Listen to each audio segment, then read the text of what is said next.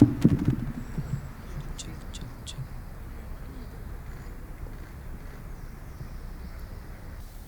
have equally noted a cavalier attitude in some of the people in various estates, particularly here in Nairobi, where we've noted that people have thrown caution to the wind, and for some individuals, life is back to normal.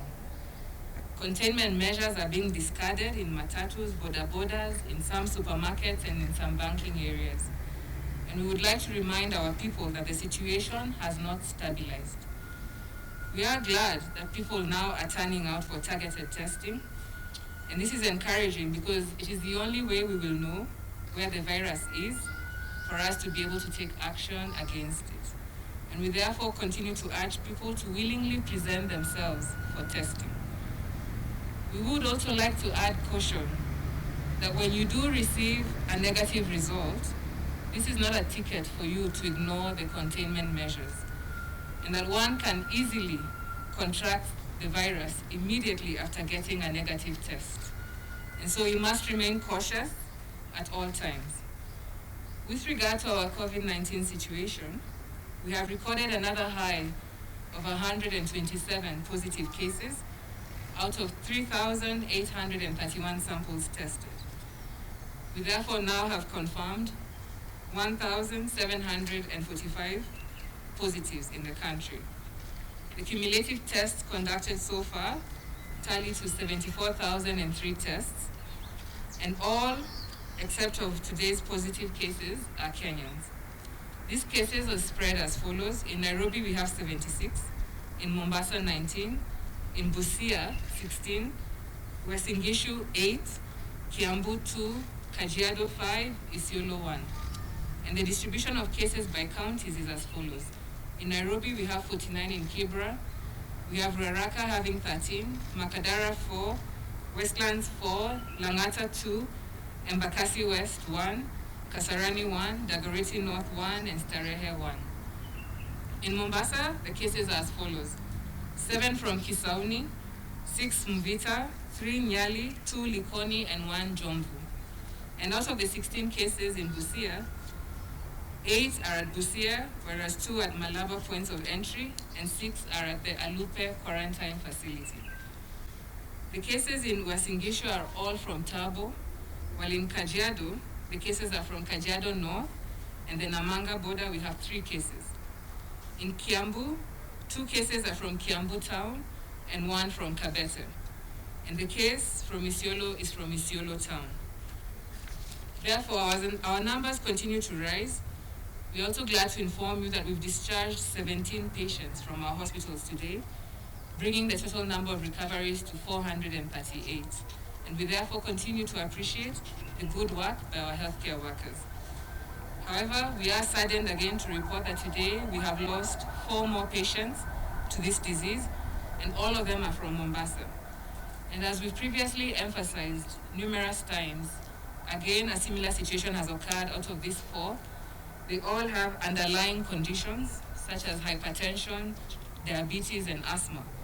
And therefore, we do call on to all fellow Kenyans who may be having these underlying conditions to ensure that they are managing their conditions well and that they're taking their medications and maintaining healthy lifestyles.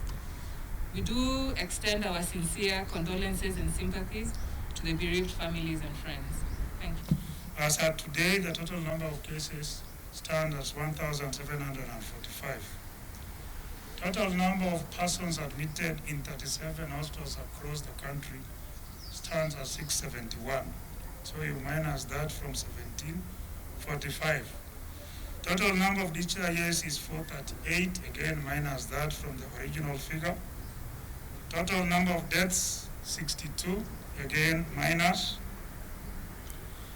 There are various patients who are in isolation at home, either because of age or because they are breastfeeding mothers with small children, or they are pregnant women who may not be well managed in a health facility and are asymptomatic. This number stands at 130. Remember, we had evacuees from India who had gone for treatment, and based on our risk profiling, we decided that a given number of them could be managed at home. with follow-up by our healthcare workers. So again, take away 130. Then there's this critical group of the people who gave us wrong contacts, whom we are chasing. And you remember Waziri yesterday told you clearly that eventually the long arm of the government will catch up with you. That is 140 persons. Minus that again from the other figure. Then we have a group of foreigners and drivers. Remember when we ramped up testing at the border points, including Mwangangi, Sebania, in the spirit of East African cooperation, our neighboring countries requested that their nationals, instead of being isolated in a foreign country, they be taken back. That number is 30. That leaves you 274. Out of these 274, today we have reported 127 cases. So these cases are in the process of being admitted into the various isolation units. Together with the 147 yesterday, until we update that data in our contact list, line list at the Emergency Operations Center, because you have to get this data from all over the Republic. So if you minus that 274, the figures balance out. Further, to be able to avoid this in future, we have refined our template together with our partners to ensure that we are able to capture this information real time as the data is generated from the counties. Remember now with the community transmission, the battle shifts from the capital city, Nairobi, even though we still report more numbers here in Mombasa, but a significant number of counties now standing at 32 have recorded cases. So as these cases come from the counties, we want to capture that data real time so that our figures continue to add up.